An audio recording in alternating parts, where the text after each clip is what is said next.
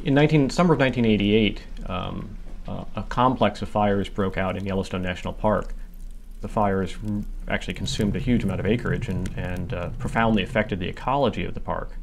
And still to this day, as you can see in the images, the imprint of the fire remains. The recovery is certainly going to take decades, if not centuries, to actually occur.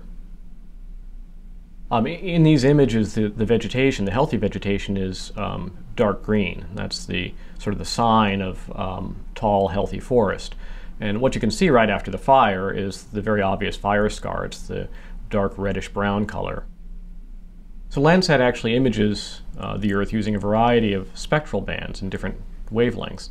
Some of these wavelengths are not visible to the human eye, but are very useful for assessing the composition of the land surface. The near-infrared wavelength, for example, is sensitive to leaf area because of the chlorophyll in leaves tends to reflect a lot of light in the near-infrared.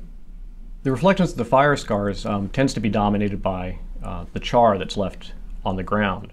The char, initially, tends to be fairly bright in the shortwave infrared.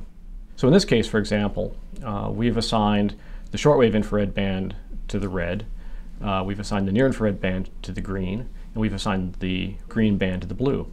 And that creates this what we call false color image. It's not exactly what your eye would see, but in this case it's quite convenient because the healthy vegetation shows up as green, and so we can sort of automatically interpret that.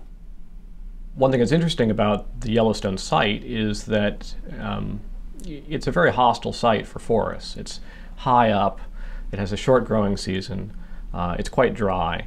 And this is probably one reason why the recovery in that area has been so slow. It's almost an area that's not really suitable to be forest in the first place.